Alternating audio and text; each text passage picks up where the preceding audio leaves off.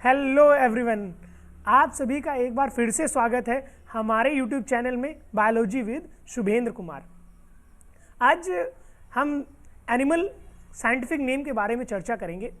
जैसा कि आप जानते हैं, पिछली वाली क्लास में हमने फ्लावर साइंटिफिक नेम के बारे में जाना था और फ्लावर्स के कुछ स्पेसिफिक फीचर्स भी मैंने बताए थे, कौन कौन से फीचर होते हैं, क्या क्या उनके अंदर गुण उपस्थित होते हैं। मैं शुभेंद्र कुमार एक बार आप सभी का फिर से स्वागत करता हूं मेरे YouTube चैनल में।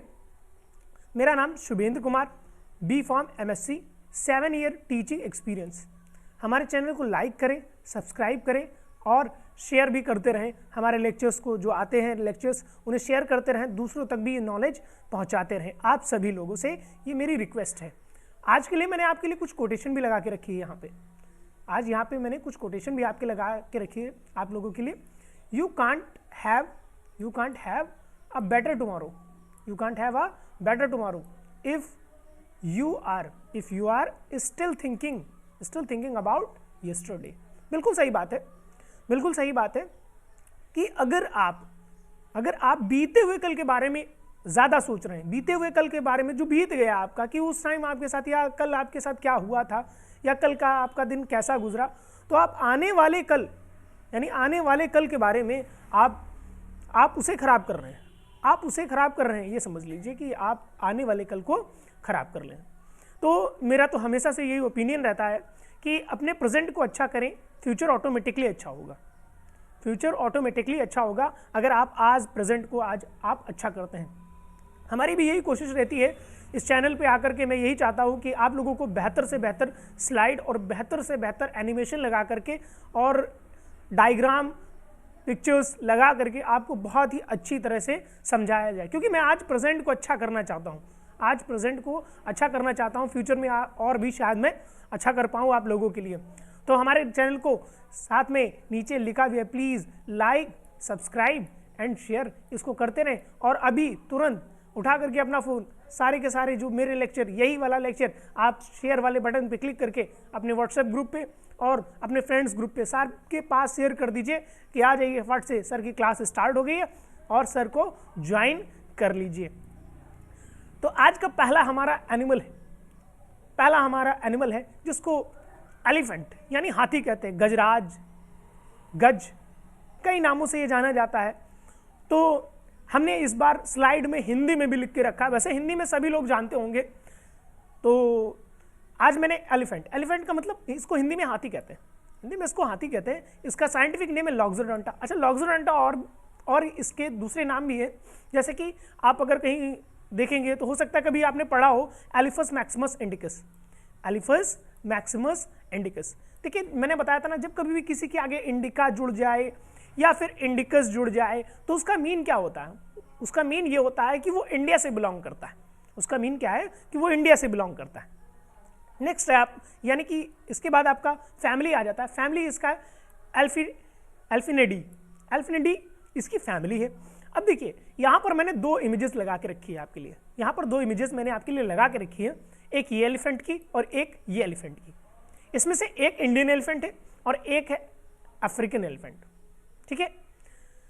तो इंडियन और अफ्रीकन दोनों एलिफेंट में फर्क होता है, काफ़ी डिफरेंस होता है, ठीक है। जैसे कि यहाँ पर आप इंडियन एलिफेंट को देख सकते हैं, यहाँ पर आप इंडियन एलिफेंट को देख सकते हैं। इसके कान में आपको डिफरेंस नज़र आ रहा होगा, इसके ईयर्स में आपको डिफरेंसेस नज़र आ रहे होंगे, ठीक।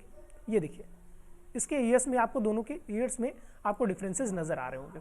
तो ये कुछ ऐसे आइडेंटिफिकेशन है, जैसे कि इसका हेड देखिए, हेड वाला पार्ट भी जो देखिए, अगर इसका हेड वाला पार्ट, ये वाला पार्ट आप देखेंगे हेड, तो काफ़ी इसका ज़्यादा स्कल इसका काफ़ी बड़ा लग रहा है और इसका स्कल काफ़ी छोटा लग रहा है। उस हिसाब से इसका स्कल काफ़ी छोटा लग रहा है और कुछ उभार भी आपको इस पर नज़र आ रहे होंगे यहाँ पे, और इसके उभार थोड़ा सा कम नज़र आ रहे हैं यहाँ पे। तो ये कुछ डिफरेंसेस होते हैं जिसमें हम इंडियन और अफ्रीकन एलिफेंट्स के बारे में हम उसमें दोनों में डिफरेंशिएट कर पाते हैं। वैसे एलिफेंट बहुत ही ज़्यादा स्मार्ट एनिमल में आते हैं, यानी कि अगर मैं बात करूँ कि टॉप 5 में, तो टॉप 5 में सबसे पहले आपकी डॉल्फिन आ जाती है। सेकंड नंबर पे एक और एनिमल होता है जिसका नाम चिंपैंजी या ओरंगुटैंग्स भी कहते हैं। ओरंगुटैंग और चिंपैंजी भी कहा जाता है, वैसे दोनों अलग होते हैं, ओरंगुटैंग और चिंपैंजी। तो वो भी बहुत ही ज़्यादा स्मार्ट एनिमल होते हैं। और थर्ड पोजीशन पर जो आता है वो हमारा एलिफेंट होता है। आप इसी से अंदाज़ा लगा सकते हैं कि अगर मैं आपसे कहूँ मान लीजिए अगर मैं आपसे कह दूं कि आप एक टाइम में कितने लोगों का, अपनी फैमिली मेंबर में जितने लोग हैं कितने लोगों का ख्याल रख सकते हैं, तो कोई बोलेगा 2, कोई बोलेगा 4, कोई लोग बोलेगा 5। मैं मैक्सिमम मान लेता हूँ आप 10 पर्सनस का आप एक टाइम में अपने फैमिली मेंबर्स का ख्याल रख सकते हैं। लेकिन एलिफेंट मोर देन 30 से भी ज़्यादा फैमिली मेंबर्स का ख्याल रख सकते हैं, 30 से भी ज़्यादा फैमिली मेंबर्स का ख्याल रख सकते हैं एक टाइम में। और कान को ही आप इतना बड़ा कान, सुनने का तो यूज़ करते ही करते हैं, वैसे सुनने का इतना अच्छा ये यूज़ नहीं करते, इससे अच्छा कहीं ज़्यादा जो सुनने की कैपेसिटी होती है उनके पैरों में होती है, यानी पैर से भी ये बातचीत कर लेते हैं, पैर से भी ये बातचीत कर लेते हैं। वो कैसे करते हैं, ये साउंड वेव्स के थ्रू। जब इन्हें बात करनी होती है तो ये अपने पैर को ज़मीन में मारते हैं, और अगर कुछ कहना चाहते हैं उसमें एक मैसेज छुपा होता है उन वेव्स में, और उन वेव्स को जब आगे आने वाला एलिफेंट, यानी कोई दूसरा एलिफेंट जो उनके दायरे में होगा, जितनी दूर तक उनकी वेव्स जाएंगी, ट्रैवल करेंगी, अगर उन्हें कोई वो परसीव करता है, उन्हें कोई ग्रहण करता है, ग्रहण करने पर उनको सीधा का सीधा उनके ब्रेन से वो नर्वस सिस्टम कनेक्ट होता है और वो समझ जाता है कि क्या कहने वाला है। हाथी काफ़ी समय तक चीज़ों को याद कर सकते हैं, यानी कि आप ये अंदाज़ा लगा सकते हैं, एक स्टडी के तहत ये भी बताया गया कि हाथी 50 से 60 वर्षों तक अब किसी भी बातों को ध्यान रख सकता है। मतलब बहुत सारी बातें ऐसे जो भी उसने किया हो या जिससे मिला हो उसे याद रख सकता है। अब आप इसी से अंदाज़ा लगा सकते हैं कि अगर मैं कह दूं हाथी कभी नहीं बोलता, हाथी कभी नहीं बोलता, तो इसके लिए ये थॉट बिल्कुल भी गलत नहीं होगा, इसके लिए ये थॉट बिल्कुल भी गलत नहीं होगा कि हाथी कभी भी नहीं बोलते।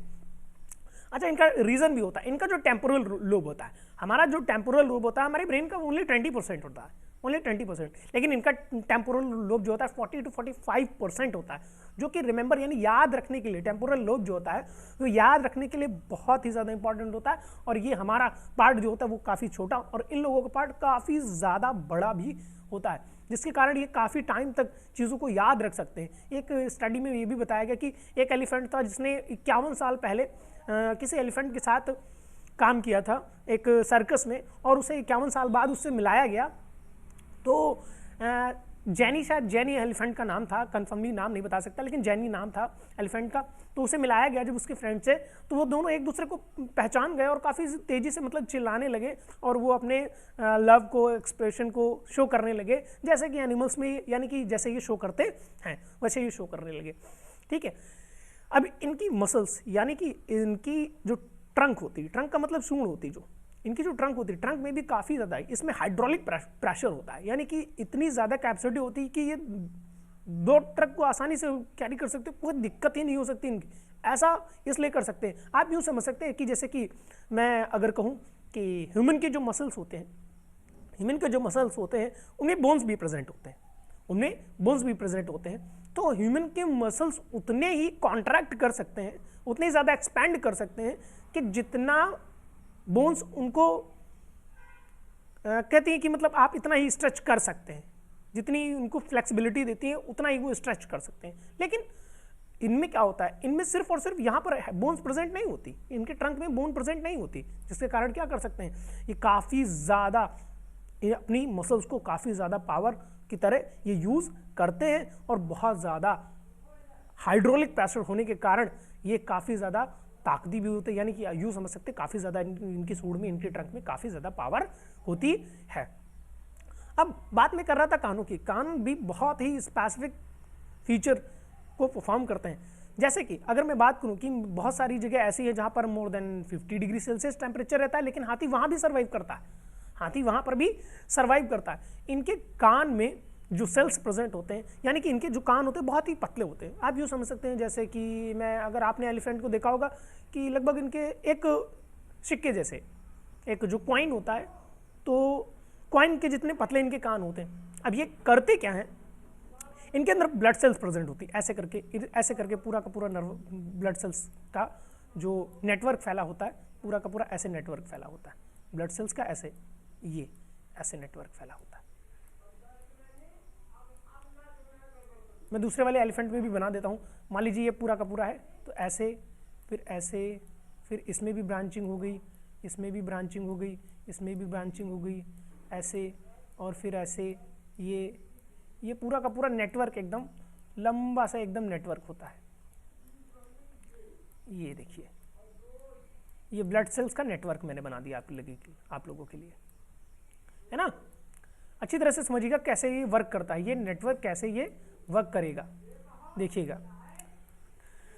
अब जब कभी हाथी का बॉडी का टेम्परेचर, हाथी अगर मान लीजिए कि हाथी का बॉडी का टेम्परेचर का ज़्यादा इंक्रीज हो जाए तो ये समझ लीजिए 4 से 5 घंटे में अगर वो उसी कंडीशन में रहे तो उसकी डेथ हो जाएगी, वो मर जाएगा फिर। लेकिन इसके लिए इनको गॉड ने इनको एक मैकेनिज्म दे के रखा है, और वो है इनके ये कान, जो महत्वपूर्ण भूमिका इनकी निभाते हैं इस काम में। अगर मान लीजिए 50 डिग्री सेल्सियस है, मान लीजिए कि कहीं का 50 डिग्री सेल्सियस से ज़्यादा है और हाथी वहाँ पर सर्वाइव नहीं कर सकता, तो ये क्या करता है, अपने कानों को हिलाता है। ये क्या करेगा, अपने कानों को हिलाएगा। और कानों को हिलाने में होता क्या है, कानों को हिलाने में जब ऑक्सीजन होती है, ऑक्सीजन जो होती है, ऑक्सीजन इनके ईयर के थ्रू इनके ब्लड सेल्स में एंटर कर जाती है। अब ब्लड सेल्स में जो ठंडी एयर होती है वो एंटर कर जाती है, और ये क्या होती है, यही एयर ये आरबीसीज में, आप जानते होंगे आरबीसी ओवल शेप्ड होती हैं, तो आरबीसी में एंटर कर जाती है और ये ब्लड को ठंडा करना स्टार्ट कर देती है। अब ये ठंडा ब्लड पूरी बॉडी में इनके सर्कुलेट होता रहता है, इनकी बॉडी में सर्कुलेट होता रहता है। और आप ये समझ लीजिए कि ये अपने पूरे ब्लड को अगर क्या दिया जाए कि कितने टाइम में, तो ये 20 मिनट के अंदर पूरे बॉडी के ब्लड को ठंडा कर सकते हैं। और कितना ठंडा कर सकते हैं, कम से कम 10 डिग्री सेल्सियस, कम से कम 10 डिग्री सेल्सियस ये ठंडा कर सकते हैं, 10 डिग्री सेल्सियस। आप सोच लीजिए मतलब कि ये टेम्परेचर इंक्रीज हुआ, इन्होंने क्या किया, अपने कानों को हिलाया, कानों को हिलाया, ऑक्सीजन एंटर की, वो ऑक्सीजन कहाँ गई, डिजॉल्व हो गई, ठंडी ऑक्सीजन वो डिजॉल्व हो गई इनके ब्लड में, यानी हीमोग्लोबिन से रिएक्ट करेगी और वो सीधा आरबीसी में जा करके सीधा कहाँ जाएगी, ये पूरे ब्लड को क्या कर देगी, ठंडा। और वो 20 मिनट के अंदर ये काम कर लेते हैं 10 डिग्री सेल्सियस। आप यूँ समझ सकते हैं कि किसी फ्रीज में या एयर कंडीशनर में जैसे ही फ्रेऑन गैस काम करती है, वैसे ही कुछ ही इनकी ऑक्सीजन इनके ईयर भी काम करते हैं। ठीक है, चलिए आगे बढ़ते हैं और भी जानते हैं कुछ जानवरों के बारे में, कुछ मुख्य और कुछ विशेष बातें। नेक्स्ट है हमारा डॉग। डॉग को तो जानते होंगे, बेहतरीन स्लाइड आप लोगों के लिए यहाँ पर दिख रही होंगी, यहाँ पर आपको डॉग्स नज़र आ रहे होंगे, पूरी की पूरी फैमिली पिक्चर है, कंप्लीट फैमिली पिक्चर मैंने ले ली और आप लोगों के लिए लगाई। सारे के सारे मम्मी पापा सारे के सारे अवेलेबल हैं और एक अच्छी कंप्लीट फैमिली फोटो मैंने यहाँ पर उनकी लगा के रखी है। अब देखिए डॉग मीन्स यानी कुत्ता। इसके बाद इसका साइंटिफिक नेम है कैनस लूपस फैमिलियरिस। फैमिलियरिस भी कहते हैं, फैमिलियरिस भी कहते हैं, कैनस लूपस फैमिलियरिस। चलिए फैमिलियरिस ही कह देते हैं, ज़्यादा बेटर है। तो कैनस लूपस फैमिलियरिस, ओके नो प्रॉब्लम, ठीक है। तो इसकी फैमिली है कैनिडी। कैनिडी का मतलब जिनके कैनाइन्स होते हैं, कैनाइन्स का मतलब जिनके कैनाइन ज़्यादा लंबे, उसको कैनिडी कहते हैं। अब देखिए यहाँ पर जो डॉग के बारे में कुछ अभी और भी ज़्यादा विशेषताएं आपको जानने को मिलेंगी। जैसे कि मैं डॉग की बात करूँ, डॉग हमारे क्या है, फैमिली, इसलिए हम वर्ड यूज़ कर लेते हैं क्योंकि इनको हमने क्या कर लिया, इनको हमने डोमेस्टिकेट कर लिया। डोमेस्टिकेट करने का मतलब ये होता है इन्हें हम पालतू बना लिए। देखिए ये भी एक टाइम ऐसा था कि ये भी एक जंगली जानवर थे। जंगली जानवर आप यूँ कह सकते हैं, ये यूँ कह नहीं सकते, ये है डेफिनेटली कि ये जो इनकी जो फैमिली है वो बिलोंग करती है कहाँ से, ये आपके वुल्फ की फैमिली से ही ये बिलोंग करते हैं और उन्हीं की फैमिली के ये मेंबर्स हैं। अब उनको उनमें से कुछ एक समय ऐसा टाइम रहा होगा अपने इवोल्यूशन के टाइम में कि हमने क्या किया होगा कि कुछ वुल्फ रहे होंगे और उनमें से जिनके जीन्स कुछ एग्रेसिव वाले जो जीन होंगे वो कुछ सुप्तावस्था में होंगे या ज़्यादा एक्टिव फॉर्म में नहीं होंगे, तो उनको वैसे एनिमल्स को हमने क्या कर लिया, उस टाइप के एनिमल्स को हम लोगों ने अपने प्रॉफिट के लिए अपने डोमेस्टिकेट कर लिया और अपनी सुरक्षा के लिए उन्हें डोमेस्टिकेट कर लिया और उन्हें हम रखने लगे पालतू जानवरों की तरह। और ये भी हमारे साथ क्या हो गए, ये भी हमारे साथ एडाप्ट हो गए और ये अनुकूलन की परिस्थिति यानी अनुकूल हो गए और हमारे साथ ये भी रहने लगे और हमारे जैसे ही ये यानी कि हमारे जैसे एनवायरनमेंट में ये सर्वाइव करने लगे। अब डॉग के भी सूंघने की कैपेसिटी बहुत अच्छी होती है, लेकिन अगर आपसे मैं अभी कहूँ तो आप कहेंगे क्या ऐसा भी है क्या, जैसे कि मैं अगर कंपेयर करूँ कि पिग एंड डॉग अगर दोनों का कंपैरिजन करूँ तो कह दूँ किसकी सूंघने की कैपेसिटी ज़्यादा बेटर है, तो आप बोलेंगे बिल्कुल एकदम बिना सोचे समझे बोलेंगे डॉग। सर डॉग की कैपेसिटी बहुत अच्छी होती है कहेंगे, लेकिन मैं आपको बता दूँ इससे भी ज़्यादा सूंघने की कैपेसिटी कहीं ज़्यादा पिग की बहुत ज़्यादा बेटर होती है। पिग कम से कम आप ये समझ लीजिए कि कम से कम 24 अलग अलग सेंट को डिफरेंशिएट कर सकते हैं। वन टाइम में अगर आप बोले कि हाँ इस स्मेल को वहाँ से लेकर के 24 बॉटल रखी हैं और आपके पास एक बॉटल है और उसको बोल दिया कि ये स्मेल करिए और सुन कर लिए, वहाँ से डिफ्रेंशिएट कर, तो वो समझ लीजिए क्या कर सकते हैं, उसमें से 24 अलग अलग टाइप में डिफ्रेंशिएट कर सकते हैं, यानी कि 24 अलग अलग रखे हों और उसमें से वो सेंट ला सकते हैं जो सेंट आपने उसको स्मेल कराई है। तो अब आप समझ लीजिए कि वो कितने ज़्यादा स्मार्ट होते हैं पिग्स, कितने ज़्यादा स्मार्ट होते हैं पिग्स। लेकिन ऐसा नहीं है कि ये कहीं कम है, ऐसा नहीं है कि ये कहीं कम है ये भी, लेकिन मैं आपको बता रहा हूँ कि आप इस भूल में मत रखिएगा। लोग ये कहते हैं कि पिग जो होते हैं थोड़ा सा गंदा जानवर टाइप का समझते हैं, लेकिन एनिमल्स अगर अर्थ पर आया तो कोई भी एनिमल हम भी है, अगर हमारे लिए कोई बुरा है तो हम भी किसी के लिए बुरे हो सकते हैं, लेकिन कुल मिलाकर के यही है कि एवरी एनिमल, सारे के सारे जानवर इंपॉर्टेंट है और सारे के सारे जानवरों के पास कुछ ऐसा एक विशेष गुण है जो उनको सच में बहुत ज़्यादा विशिष्ट बनाता है। नेक्स्ट आपका वुल्फ, नेक्स्ट आपका मैंने लगा भी दिया उसी की फैमिली का। देखिए उसकी भी फैमिली सेम थी और इसकी भी फैमिली कैनेडी है, इसकी भी फैमिली कैनेडी है। देखिए यहाँ पर वुल्फ का मतलब होता है भेड़िया, वुल्फ का मतलब क्या होता है, भेड़िया। आपको लग रहा है कुछ डॉग जैसा, देखिए ऐसा लग रहा है कि डॉग ही है, डॉग जैसे लग रहा है कि नहीं लग रहा है, तो ये वुल्फ है, यानी कि ये भेड़िया है। इसको कहते हैं कैनिस लूपस। अब देखिए समझ लीजिए कुछ सिमिलैरिटी नजर आई आपको, यानी कुछ समानताएं नजर आई कि नहीं नजर आई। वहां पर जो हमने पढ़ा था, इससे पहले भी हमने पढ़ा, तो उसको कैनस लूपस फैमिलीज, कैनस लूपस फैमिलीज। अब यहां पर जो हम पढ़ रहे हैं वो कैनस लूपस है, यानी कि मैंने यही बोला फैमिलीज का मतलब जो हमारी फैमिली में ऐड हो गया उसको हमने फैमिलीज बोल दिया। लेकिन ये हमारी फैमिली मेंबर तो है नहीं, कोई भेड़िया तो पालता नहीं है ना। वैसे फॉरेन कंट्री में कई जगहों पर भेड़िया भी पाले जाते हैं, ऐसा नहीं कि बिल्कुल नहीं पाले जाते हैं। लेकिन अगर मैं कह दूं कि यहाँ पर कैनस लूपस है तो यहाँ पर कैनस लूपस, लेकिन इसमें फैमिलीज नहीं है, इसको हमने अभी डोमेस्टिकेट नहीं किया, यानी कि ये हमारी फैमिली मेंबर नहीं है। और ये भी बहुत ज़्यादा शार्प एनिमल होते हैं, ग्रुप में शिकार करते हैं, किसी का भी ग्रुप में शिकार करते हैं। अगर इनको शिकार, यानी कि पूरी फैमिली मेंबर होते हैं, एक साथ रहते हैं और एक साथ रह करके शिकार करते हैं, और इनकी यही कैपेसिटी, यानी यही फीचर इनको स्पेसिफिक बनाता है। क्योंकि जब ये एक ग्रुप में रह करके शिकार करते हैं तो बहुत ही कम, rare of the rarest chances में ऐसा होता है कि शिकार छूट करके जाए, वरना ये टारगेट सेट कर लेते पहले से ही कि हाँ इस लोकेशन से ऐसे आक्रमण करना है और उसको टारगेट कर ले। सबसे कमजोर को टारगेट करते हैं, सबसे स्ट्रांग को नहीं, सबसे कमजोर को टारगेट करते हैं, जो जानते हैं कि जिससे हम गिरा सकते हैं और आराम से हमारा खाना पीना चल सकता है। खाते सभी हैं, शिकार भले ही एक करें लेकिन खाएंगे सब, कोई प्रॉब्लम नहीं होती, सब फैमिली मेंबर, यानी कि एक फैमिली की तरह ही ये रहते हैं। नेक्स्ट आपके लिए मैं ना दोनों चीजें लगा के रखी है, इसमें से एक डॉग और एक है वुल्फ, ठीक है। तो आप भी एक बार आइडेंटिफाई करिएगा और मैं आपका लेक्चर मैं भी देख रहा हूँगा, तो आप कमेंट करके साथ में बताइएगा कि कौन सा है डॉग और कौन सा है आपका वुल्फ। मैं नंबर दे देता हूँ, number 1 and number 2, number 1 and number 2, ठीक है। चलिए कमेंट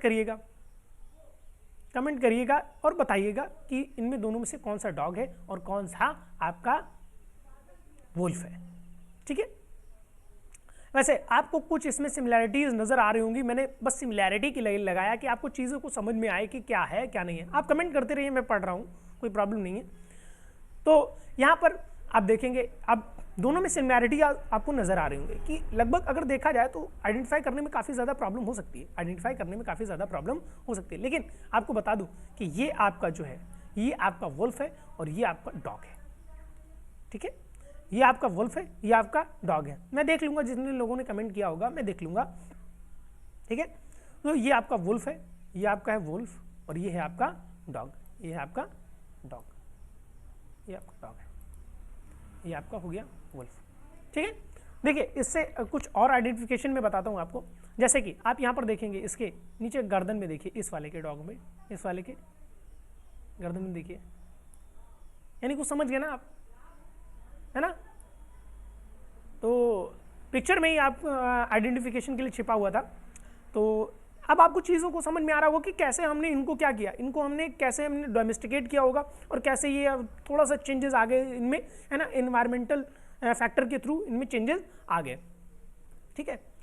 नेक्स्ट है आपका बफेलो, बुबैलस बुबैलिस, बुबैलस बुबैलिस इसका साइंटिफिक नेम है। वैसे ये मैंने फॉरेस्ट बफेलो का है जो पिक्चर वो मैंने लगा के रखा है। इससे आइडेंटिफिकेशन ये होता है कि इनके जो सींग होता है, इनके जो सींग होते हैं फॉरेस्ट बफेलो को, वो बिल्कुल एकदम मर्ज यानी जुड़े हुए नजर आते हैं, इनको हम फॉरेस्ट बफेलो कहते हैं। अब इन्हें भी हमने क्या कर लिया, इन्हें भी हमने डोमेस्टिकेट कर लिया था, इन्हें भी हमने क्या कर लिया था, इन्हें भी हमने डोमेस्टिकेट कर लिया था। मैंने बोला ना इंसान अपने फायदे के लिए कुछ भी करता है, इंसान अपने फायदे के लिए कुछ भी करता है। कहता है पेड़ कहने लगे अपने करे फर्नीचर बनवाना है, करे काट दो, काट दिया, ठीक है। तो यानी कि इंसान अपने फायदे के लिए कुछ भी करता है। तो इन्हें भी हमने डोमेस्टिकेट कर लिया, इनसे भी हम क्या कर रहे हैं। वैसे ऐसा नहीं है कि इनका फायदा नहीं है, इन्हें भी खाना मिल जाता, हमें भी जो प्रोवाइड यानी हमें जो चाहिए तब वो हमें मिल जाता है, इन्हें प्रोटेक्शन साथ में प्रोटेक्शन भी मिल जाती है, ठीक है।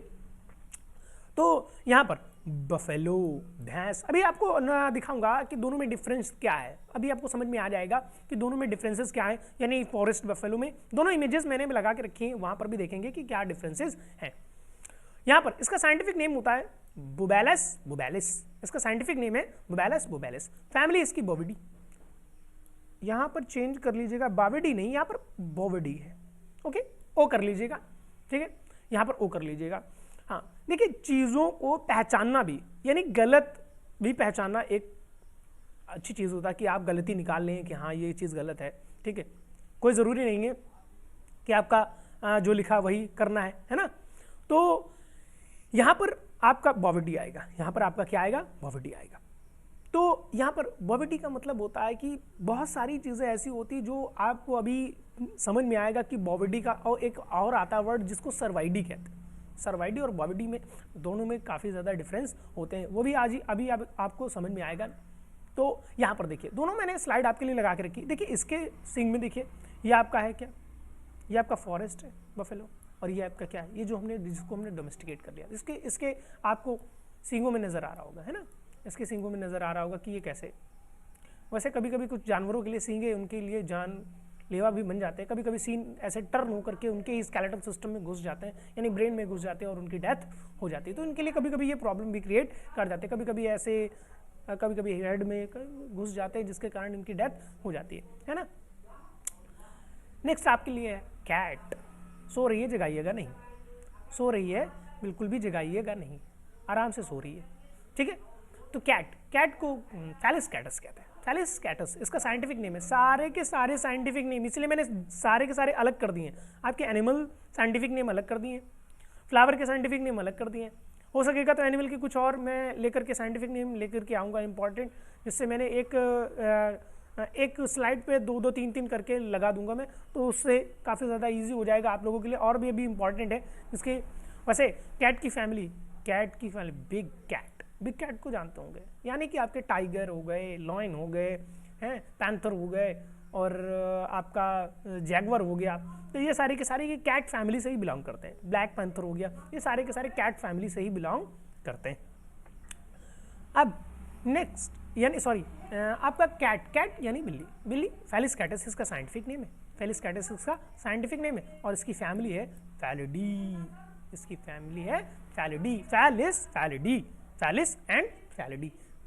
साइंटिफिक नेम फैलिस कैटस, और क्या है इसका, फैलिडी, फैमिली इसकी है फैलिडी। वैसे आपको एक स्पेसिफिक बात बताता हूँ इसके बारे में। आप सोचते होंगे मैथ वालों की या क्लास 10th में है तो 10th, 11th में है तो 11th, यानी 12th में तो 12th, यानी आप सोचते हैं कि अगर मैथ पढ़े तो आपकी मैथ बड़ी स्ट्रॉन्ग है। कुछ बच्चे ये कहते होंगे हाँ मेरी मैथ ठीक है, अच्छी है, और ये सोचते होंगे। लेकिन मैं ये कहूँगा कैट की भी मैथ बहुत अच्छी होती है। अब आप सोचेंगे सर कैट को कौन पढ़ाने जाता है, अब आप ये सोचेंगे कि कैट को कौन पढ़ाने जाता है तो उसकी मैथमेटिक्स अच्छी है। तो मैं आपको बताता हूँ, अभी आपको समझ में आ जाएगा कि कैट की मैथमेटिक्स कैसे अच्छी होती है। जब कैट को कभी किसी दीवार पे या वॉल पे कभी चढ़ना होता है तो वो एंगल को डिटेक्ट करती कि कितने डायरेक्शन में कितने दूरी पर जंप करना है, और जंप करने के बाद उसे कितनी दूरी को तय करना है, यानी कितना हाइट है, कितना डिस्टेंस ट्रैवल करना है, कितने पीछे से एंगल बनाना है और वहाँ से जंप करके उतनी दूरी पर चढ़ जाना है। तो ये बिना मैथमेटिक्स के हो नहीं सकता। तो सोच लीजिए कितनी जल्दी ये मैथ्स को कैलकुलेट कर लेती है। शायद आपकी ट्रिग्नोमेट्री इतनी अच्छी नहीं होगी, है ना, ट्रिग्नोमेट्री इतनी अच्छी नहीं होगी, तो और एंगल्स वाले इतने पोर्शन आपके अच्छे नहीं हुए। मैं तो मैथ से नहीं पढ़ा, मैं तो बायोलॉजी से पढ़ा था, है ना। क्लास 10th में मैंने मैथ ले रखी थी, इसलिए थोड़ा बहुत आपको बता रहा हूँ। तो जो हाइट एंड डिस्टेंस होता है, हाइट एंड डिस्टेंस जो चैप्टर आता है उसका ये बहुत अच्छा पढ़ा हुआ है, यानी इसने बहुत अच्छा ट्रायंगल, हाइट एंड डिस्टेंस, ये सारी चीज़ें और ट्रिग्नोमेट्री, ये सारी की चीज़ें इसने बहुत अच्छी तरह से पढ़ के रखी है। Sine cos tan cos sec cot वगैरह सारे के सारे सारी वैल्यूज 0 to 90 या 180 360 तक इसे बिल्कुल एकदम पता है कि कितने एंगल पर क्या करना है और ये कितनी दूरी तुमको तय करके इसे चढ़ जाना। लेकिन कैट जो होती है, कैट कितनी भी दूरी से गिरे ये कभी चोट नहीं खाती, ये कभी चोट नहीं खाती। ये आप यूं मान लीजिए कि एक मंजिल से भी गिर जाए तो भी ये चोट नहीं खाती। ये अपने एयर में अपने पैरों को फैलाने के बाद उसके बाद इसके फ्लेक्सिबल पैर होते हैं जो कि बहुत ज़्यादा स्ट्रेच कर सकते हैं। फ्लेक्सिबल पैर अब हम एक लिमिट तक ही फैला सकते हैं, लेकिन ये पूरे के पूरे पैर को ऐसे भी, यानी कि बिल्कुल ऐसे सीधे भी कर सकते हैं, बिल्कुल ऐसे सीधे भी कर सकते हैं, जिसके कारण ये ज़्यादा से ज़्यादा वेट को अपने बैलेंस कर लेते हैं और उसके बाद जब नीचे गिरते हैं तो इन्हें इतनी चोट बिल्कुल भी नहीं लगती कि इनका कोई नुकसान हो, और तुरंत उठ करके ये फिर से चल देते हैं। ठीक है, तो आज आपने जाना कि कैट की भी मैथ अच्छी होती है, कैट की भी मैथ अच्छी होती है। वैसे CAT एक एग्ज़ाम भी होता है, CAT एक एग्ज़ाम भी होता है, ठीक है। तो शायद उसमें भी मैथ्स पूछी जाती है, शायद उसमें भी मैथ पूछी जाती है, तो हो सकता है उसी वजह से इसकी मैथमेटिक्स काफ़ी अच्छी रही हो। वैसे ये सिर्फ एक फ़नी थिंकिंग है, क्योंकि मैथ एक अलग चीज़ हो गई है, मैथ बाद में आई, कैट पहले आई, ठीक है। तो नेक्स्ट,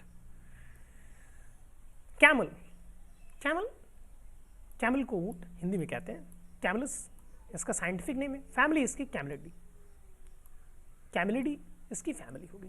कैमल यानी इसको क्या कहा जाता है, इसको कहा जाता है कि रेगिस्तान का जहाज, शिप ऑफ डेजर्ट के नाम से भी जाना जाता है। इसके पैर जो होते हैं बहुत ही ज़्यादा गद्देदार होते हैं, बहुत ही ज़्यादा सॉफ्ट होते हैं, गद्देदार होते हैं, जिसके कारण ये क्या, ये बालू में धंसते नहीं है, जिसके कारण ये बालू में भी काफ़ी अच्छी, बहुत तेज़ी से रनिंग कर सकता है। तो अब एक और भी बात मैं आपको बताता हूँ, इसका जो ये हम्प होता है, हम्प का मतलब इसको हिंदी में कुबड़ कहते हैं, हम्प को हिंदी में कुबड़ कहते हैं। इसका जो कुबड़ होता है, लोग ये कहते हैं ये अपने कुबड़ के अंदर पानी स्टोर करके रखता है, बट ये गलत थिंकिंग है। मैं आपको बताऊं, इसके अंदर पानी नहीं होता बेटा, आप अच्छी तरह से समझ लीजिए, इसके अंदर पानी नहीं होता है, इसके अंदर फैट होती है। फैट का मतलब वसा होता है, फैट का मतलब क्या होता है, वसा होता है। तो इसके अंदर फैट होती है, फैट को ये कन्वर्ट कर सकता है वाटर में, ऐसे एंजाइम्स होते हैं इसके पास कि फैट को वाटर में कन्वर्ट कर सकता है। तो फैट फॉर्म में ज़रूर होता है, लेकिन ये उसको फैट को किस में चेंज कर सकता है, वाटर में ये चेंज कर सकता है। तो इसे कोई प्रॉब्लम नहीं होती और ये काफ़ी टाइम तक सर्वाइव करता रहता है, ठीक है। और यहाँ पर आप देख रहे होंगे कुछ झाड़ियाँ आपको दिख रही होंगी, यहाँ पर कुछ झाड़ियाँ दिख रही होंगी और इसमें से बहुत सारे कांटे भी दिख रहे हैं। ये देखिए, ये देखिए, ये देखिए, ये देखिए, ये देखिए। और ऐसी झाड़ियों को ये बिना, अब कांटे तो हटा नहीं सकता, ये ऐसा थोड़ी ना कांटे बीन बीन के अलग कर देगा, ये कांटों सहित खा जाता है, ये कांटों सहित खा जाता है। यानी कि वहां पर भी ऐसी हार्शियल कंडीशन में भी, ऐसे हाई टेम्परेचर में भी इसने अपने आप को अडाप्ट कर लिया है, इसने अपने आप को अडाप्ट कर लिया है, ठीक है। तो कंडीशन कहने का मतलब है, ऊंट से भी सीखिए, कंडीशन कैसी भी हो, कंडीशन कैसी भी हो, हमें सर्वाइव करना आना चाहिए, कंडीशन कैसी भी हो हमें सर्वाइव करना आना चाहिए। क्योंकि एडेप्टेशन अगर नहीं होगी तो अगर हम वातावरण के अनुसार यानी एनवायरनमेंट के अकॉर्डिंग अगर हम अपने आप को अडेप्ट नहीं कर पाएंगे तो फिर हम वहां पर सर्वाइव भी नहीं कर पाएंगे।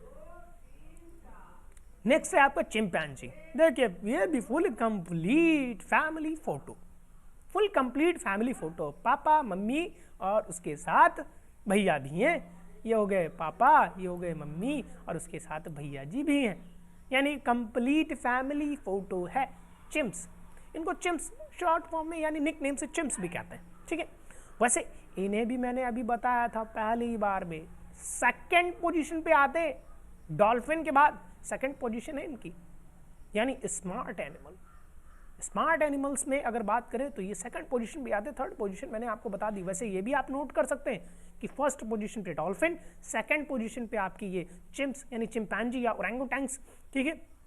मैंने दोनों को अलग कहा, लेकिन ओरंगुटैंग भी बहुत ज़्यादा स्मार्ट होता है एनिमल्स। कभी सेशन लेकर के आऊँगा हाथी के लिए अलग से, और ओरंगुटैंग वगैरह मतलब एनिमल्स आप इनमें से जिसके बारे में पढ़ना, इनमें से जिस एनिमल के बारे में पढ़ना हो आप कमेंट सेक्शन में बताइएगा कि सर आप इस एनिमल के बारे में पढ़ाइए। मैं पक्का 100% आपको हर चीज़ बताने की कोशिश करूंगा। वैसे ओरेंगुटैंग बहुत ही ज़्यादा स्मार्ट एनिमल होते हैं। आप पढ़ना चाहेंगे ओरेंगुटैंग के बारे में, अगर आप जानते नहीं हैं कि शायद इनके बारे में जानते हो, चिंपैंजी वगैरह, चिंपांजी कहते हैं, चिंपांजी के बारे में अगर जानते हो तो जानते होंगे, देखा भी होगा, लेकिन आपने ओरेंगुटैंग को कम देखा होगा। आप सर्च कर लीजिएगा, आपको समझ में आ जाएगा कि वो कैसे दिखते हैं। उनके जो हेयर्स होते हैं, जो बाल होते हैं, वो काफ़ी ज़्यादा ब्राउन होते हैं, ब्राउन और रेडिश होते हैं, आप उस टाइप के। तो और उनकी एक और ख़ास बात होती है, उनका जो फेस होता है, फेस काफ़ी ज़्यादा बड़ा होता है, काफ़ी ज़्यादा फेस बड़ा होता है। वैसे मैं अगर कह दूँ कि अगर ये चिम्प्स जो होते हैं, यानी चिंपांजी जो होते हैं, अपने इनके 5 हाथ होते हैं। अगर मैं ये कह दूँ कि इनके 5 हाथ होते हैं तो आप कंफ्यूज हो जाएंगे कि 5 हाथ कैसे सर? 5 हाथ, 2 हाथ 2 पैर ही होते हैं, यानी हो गए टोटल 4, 2 हाथ 2 पैर, और एक होता है इनका ये माउथ, इनका ये माउथ, जो कि किसी भी चीज़ को छील सकता है आराम से, कोई भी दिक्कत नहीं होती इन्हें। ये पेड़ पे चढ़ के भी किसी चीज़ को भी कैरी, मुंह से भी पकड़ सकते हैं, है ना, मुंह से भी कैरी कर सकते हैं, किसी भी चीज़ को कैरी करके ले जा सकते हैं। यानी 2 हाथ 2 पैरों से जा रहे हैं और वो अपने चीज़ को कैरी करके माउथ में रखा हुआ है। ठीक है, तो ये सारी ऐसी चीज़ें हैं जो कि इनको स्पेशल बनाती है और बहुत ही ज़्यादा स्मार्ट एनिमल की लिस्ट में ये आते हैं। ठीक है, इसके बाद चिंपांजी। चिंपांजी चिंपांजी ईजी, अभी तक का सबसे ईजी नाम चिंपैंजी, पैन इसके नाम में ही आता है, यानी साइंटिफिक नेम इसके नाम में ही है। ठीक है, तो आपको फैमिली होमिनिडी, फैमिली होमिनिडी पढ़ा है कुछ? फैमिली होमिनिडी मैंने आपको पढ़ाया था kingdom, phylum, class, order, family, genus और स्पीसीज। होमो सैपियंस का पूरा क्लासिफिकेशन बताया था लेक्चर नंबर 1 में। लेक्चर नंबर 1 में मैंने पूरा क्लासिफिकेशन आपको बताया था, और वहाँ पर मैंने आपको ह्यूमन का दिया था, और उसमें मैंने क्या बताया था कि यह है होमिनिडी। होमिनिडी, हम भी होमिनिडी में ही आते हैं, यानी हम, ये हमारे पूर्वज, ये हमारे कौन है? पूर्वज। तो आप इन्हें देख के हंसिएगा मत, आप इन्हें देख के हंसिएगा मत, क्योंकि अगर आप इन पर हंस रहे हैं तो आप समझ लीजिए खुद पर भी हंस रहे हैं। अगर आप इन पर हंस रहे हैं तो समझ लीजिए आप खुद पर ही हंस रहे हैं, क्योंकि ये हमारे बाबा दादा हैं। ठीक है, यानी हमारे ये पूर्वज हैं, हमारे एक टाइम बहुत ही ज़्यादा, ये बाबा दादा कहना थोड़ा सा ऑड लगेगा, लेकिन ये हम ये कह सकते हैं हमारे ये पूर्वज हैं। ठीक है, हमारे एंसेस्टर, इसको इंग्लिश में एंसेस्टर कहते हैं। ठीक है, ये हमारे एंसेस्टर्स हैं। ठीक है, होमिनिडी। अब इसकी क्लास भी मैंने आपको बताई थी, क्लास बताई थी इनकी मैमेलिया, और इनका ऑर्डर भी बताया था। ऑर्डर क्या बताया था मैंने कहा था प्राइमेट, और प्राइमेट को मैंने बहुत अच्छी तरह से समझाया था। थंब अपोजिबल, थंब अपोजिबल, और इनका भी थंब अपोजिबल होता है। देखिए यहाँ पर मुझे ये चीज़, इसका फीचर देखिए, देख कर ही किसी चीज़ को बहुत अच्छी तरह से, मतलब पहले आइडेंटिफाई करें पिक्चर में क्या क्या नजर आ रहा है। मुझे ये दिख गया, मुझे ये दिख गया, मुझे ये दिख गया, इसका अपोजिबल थंब। क्या दिखा? इसने एक स्टिक को, लकड़ी को ग्रिप करके रखा हुआ, और मैंने यही चीज़ बताई थी कि हम किसी भी चीज़ को क्या कर सकते हैं? ग्रिप कर सकते हैं, किसी भी चीज़ को ग्रिप कर सकते हैं। तो ये क्या है हमारा? ये हमारा ऑर्डर है, ये हमारा ऑर्डर है, ऑर्डर प्राइमेटा या प्राइमेट्स। हम क्या हैं? प्राइमेट्स हैं। और हमारी क्या है क्लास? हमारी क्लास है मैमेलिया। याद रखिएगा, आएगा जरूर, पूछता भी है ह्यूमन का क्लासिफिकेशन पूछेगा, और आपको बताना ही पड़ेगा। पूरा का पूरा क्लासिफिकेशन आता है, और मैं भी एग्जाम में जरूर पूछूंगा क्लास 11th के लिए। क्लास 11th के लिए पहले आप समझ लीजिए, आपको ये पूछा जरूर जाएगा आपके एग्जाम में। ठीक है, तो ये क्या है? ये प्राइमेट, और क्लास आपकी क्या होगी? क्लास आपकी हो गई मैमेलिया। मैमेलिया का मतलब मैंने बताया था, मैमेलियंस का मतलब ये होता है जो अपने बच्चों को स्तनपान कराते, दूध पिलाते, ये भी पेरेंटल केयर शो करते हैं, ये भी पेरेंटल केयर शो करते हैं। पेरेंटल केयर का मतलब होता है कि जो माता पिता द्वारा इनकी केयर की जाती है बच्चों की, तो उन्हें पेरेंटल केयर कहा जाता है। 9 मंथ इनका भी जेस्टेशनल पीरियड जो होता है वो भी इनका 9 महीने का ही होता है, यानी जो गर्भ में जितने समय तक बच्चा रहे उसे जेस्टेशनल पीरियड कहते हैं। तो वो 9 माह तक इनका भी होता है, 9-10 लगभग रहता है। ठीक है, नेक्स्ट आगे काऊ। गाय हमारी माता है। ठीक है, गाय हमारी माता है। काऊ मीन्स गाय, गाय बॉस टैरस, इसका साइंटिफिक नेम है बॉस टैरस। फैमिली इसकी बॉविडी। अभी भी कुछ बॉविडी के बारे में हम लोग पढ़ चुके हैं ना, कहाँ पे पढ़े थे? बुफेलो, बुबेलस, बुबेलिस, बुबैलस, बुबैलिस पढ़ चुके थे अभी। यानी कि आप देखिए नाम याद रखिए, आप नाम याद रखिए, नाम याद रखेंगे, फैमिली याद रखेंगे आपको अच्छी तरह से। यानी ये भी कहाँ है हमारी, ये भी हमारी बफेलो की फैमिली से बिलोंग करती है, ठीक है। बुबैलस, बुबैलिस, ठीक है, वहाँ की फैमिली उसी की, यानी कि आपकी बोविडी वो भी फैमिली थी, और ये भी क्या है, बोविडी फैमिली है। यहाँ पे स्पेलिंग करेक्ट है, यहाँ पर स्पेलिंग करेक्ट है, वहाँ पे ए था और यहाँ पर ओ है, ठीक है, यहाँ पर करेक्ट है स्पेलिंग, नो प्रॉब्लम, ठीक है। नेक्स्ट है आपका डियर। डियर, डियर मीन्स हिरन होता है। अच्छा, हिरन में भी काफ़ी ज़्यादा वेरिएशंस होते हैं, हिरन में भी काफ़ी ज़्यादा, काफ़ी आपने शायद अभी आपको कोई देख के कहे कि नहीं ये हिरन नहीं होता है, उसके तो सींगें नहीं होती हैं, लेकिन सींगें भी होती हैं, नहीं भी होती हैं, वो भी आपको चीज़ें समझ में अभी आ जाएंगी कि क्या मैं बताना चाहता हूँ। तो यहाँ पर क्या है, यहाँ पर डियर, डियर मीन्स हिरन, हिरन को सर्वाइडी कहते हैं, सर्वाइडी कहते हैं।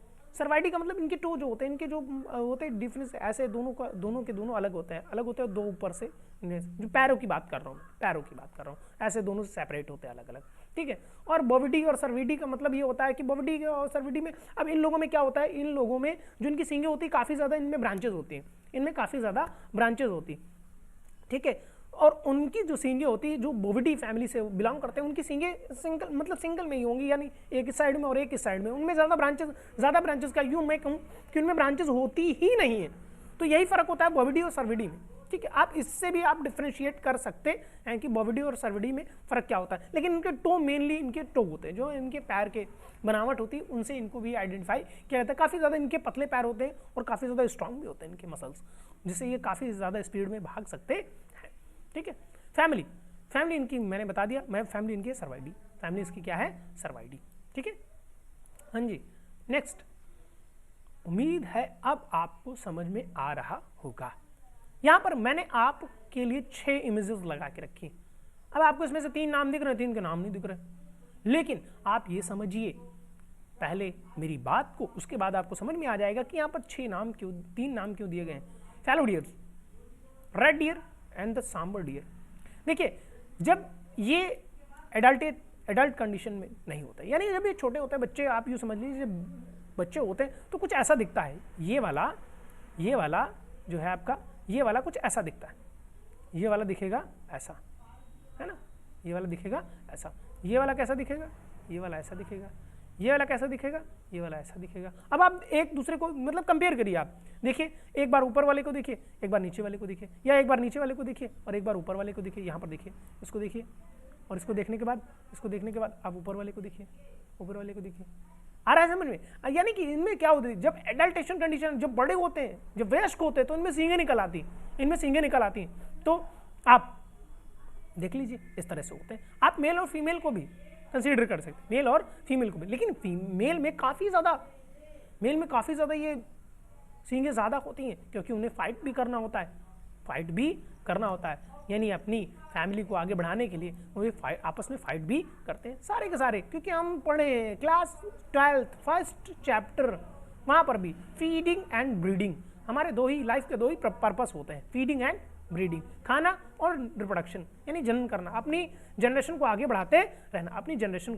बढ़ाते रहना, जब आप साइंस पढ़ेंगे तो आप अच्छी तरह से समझ जाएंगे कि हमारे लाइफ के 2 ही एम्स होते हैं, यानी साइंस के according feeding and breeding, okay. तो आपको उम्मीद है ये fallow deer, red deer, sambar deer, ये सारी की सारी चीज़ें आपको अच्छी तरह से समझ में आई होंगी।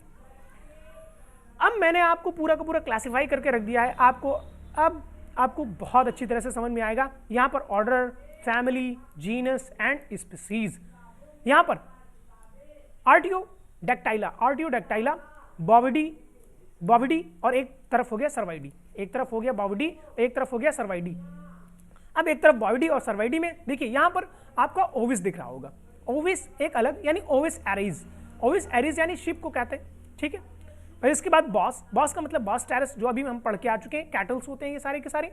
फिर इसके बाद सर्वस होता है, सर्वाइडी का सर्वस हो जाता है। फिर इसके बाद रेंजिफर हो जाता है, रेंजिफर का मतलब रेंजिफर टेंडर्स होता है, टुंड्रा प्रदेश या टेंडर्स ऐसे ही नाम से इन्हें बुलाया जाता है, रेंडियर, ठीक है। इसके बाद सर्वस सर्वाइडिफिलस। अब सर्वाइडी भी कह सकते हैं आप, सर्वस भी कहते हैं, नो प्रॉब्लम, इसकी कोई भी दिक्कत नहीं, क्योंकि सर्वाइडी उसकी फैमिली भी थी और सर्वाइडी उसका नाम भी था, आप उसको सर्वस भी कह सकते हैं, कोई प्रॉब्लम नहीं। इसको रेड डियर भी कहते हैं, रेड डियर का मतलब लाल हिरन, लाल हिरन इसका मतलब होता है रेनडियर, रेड डियर, ठीक है। तो आपको ये चीज़ें समझ में आएंगी कि ये एक ही ब्रांच से, एक ही फैमिली से, यानी एक ही जगह से जो इनकी ओरिजिन है वो एक ही जगह से है। जो आर्टियोडेक्टाइला, जो इनका ऑर्डर है, जो इनका क्या है ऑर्डर है, फैमिली अलग अलग हो जाती है, फैमिली इसकी अलग अलग हो जाती है, जीनस भी इनका अलग अलग हो जाता है और सबकी स्पीसीज भी क्या हो जाती है अलग हो जाती है, सबकी स्पीसीज भी अलग हो जाती है। तो स्मॉलेस्ट यूनिट है आपकी, जो सबसे छोटी यूनिट होती है, वो सबसे छोटी यूनिट होती है, जो क्लासिफिकेशन में सबसे छोटी यूनिट आपकी स्पीसीज ही होती है। और सबसे बड़ी यूनिट जो होती है वो कभी कभी लोग डोमेन को भी कंसिडर कर लेते हैं, कभी कभी किंगडम भी कहते हैं, दोनों में से कोई भी कहते हैं, कोई प्रॉब्लम नहीं है, उसमें कोई दिक्कत नहीं। नेक्स्ट है आपका फॉक्स। फॉक्स क्लेवर एनिमल, शायद आपने कौवे और लोमड़े वाली कहानी सुनी हो, कौवे और लोमड़ी वाली कहानी आपने अच्छी तरह से सुनी होगी। और उसमें क्या करता है, वो उसको लुभाने के लिए, कौवे के मुंह से रोटी छीनने के लिए उससे बोलती है कि आप बहुत अच्छा गाते हैं, आप बहुत अच्छा गाते हैं। और मूर्ख कौवा क्या करता है, वो गाना स्टार्ट कर देता है और उसके मुख से रोटी छीन गिर जाती है और ये उठा करके वहाँ से भाग जाती है, ये उठा करके भाग जाती है। तो फॉक्स क्या है, बहुत ही ज़्यादा, जैसे माना जाता है बहुत ही ज़्यादा क्लेवर एनिमल है। लेकिन आपको एक बात बताता हूँ, जब हम बर्ड्स के बारे में बात करेंगे, बर्ड्स के बारे में बात करेंगे तो आपने उल्लू का नाम सुना होगा, आपने आउल यानी उल्लू का नाम सुना होगा। लेकिन आप उल्लू को, अगर आपको कोई कहते हैं उल्लू हो क्या, पागल हो क्या, तो आप थोड़ा सा बुरा मान जाते हैं। लेकिन उल्लू बहुत ही ज़्यादा क्लेवर एनिमल होता है, आप शायद नहीं जानते होंगे, लेकिन उल्लू के बारे में जब हम चर्चा करेंगे तो उसके बारे में भी हम बहुत अच्छी तरह से आपको बताएंगे कि उल्लू के बारे में, क्योंकि वो शिकार करने में, शिकार को आइडेंटिफाई करने में और एक एंगल बनाने में कितने टाइम में वो ट्रैवल करेगा, और उसके पंखों की फड़फड़ाहट तक नहीं आती, उसे भनक तक भी नहीं लगती जिसका शिकार होने वाला होता है। तो आप इसे क्या कहेंगे, मूर्ख एनिमल? नहीं नहीं नहीं, गलती भी ना करिएगा ये समझने की, ठीक है। इसको क्या कहते हैं, वुल्पस, वुल्पस। अच्छा, इसको वुल्पस डबल टॉडोनस के भी नाम से, यानी वुल्पस वुल्पस। फिर इसकी फैमिली हो जाती है कैनेडी, कैनेडी ये भी आपको बता चुका हूँ, कैनेडी ये भी डॉग की फैमिली से, डॉग की फैमिली से ही ये भी बिलोंग करती है। लोमड़ी भी डॉग की फैमिली से बिलोंग करती है। और हर जगह की लोमड़ियाँ अलग अलग होती है, यानी कि जो आपके आर्कटिक एंटार्कटिक होते हैं ये सारे के सारे, वहाँ पर जो होते हैं वहाँ पर अलग अलग टाइप्स के, वहाँ पर जैसे कि पोलर्स वाली होती हैं, तो उनमें थोड़ा सा डिफरेंस होता है। कभी कभी डिफरेंशिएट भी लेकर के आऊँगा, सेशन उस पर भी लेकर आऊँगा कि उनमें क्या डिफरेंस होता है। जैसे बहुत सारे लोग बाघ, चीता, शेर, तेंदुआ, इनमें डिफरेंशिएट नहीं कर पाते, उसके बारे में भी आपको बताया जाएगा। लास्ट आपकी स्लाइड है, जो आज का आपके लिए क्वेश्चन है, जो आपको कमेंट सेक्शन में इसका आंसर देना है। इससे पहले एक और क्वेश्चन मैं पूछ चुका हूँ, तो आज का आपका आंसर है, आंसर आपको देना है, इसको आंसर फास्ट करना है। देखता हूँ कौन सबसे पहले आंसर करता है, ठीक है, देखता हूँ कौन सबसे पहले आंसर करता है। यहाँ पर आज का जो प्रश्न है हमारा, टुडेज क्वेश्चन, वैज्ञानिक नामों को किस भाषा में लिखा जाता है, वैज्ञानिक नामों को किस भाषा में लिखा जाता है, in which language are scientific names written.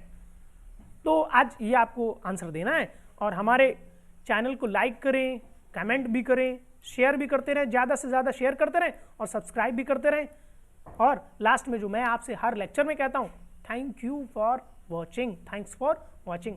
आज के लिए इतना ही, मिलते हैं अगले लेक्चर में। कल सैटरडे, संडे को एक बार फिर से मिलेंगे हम सब लोग, फिर से एक नया सेशन लेकर के।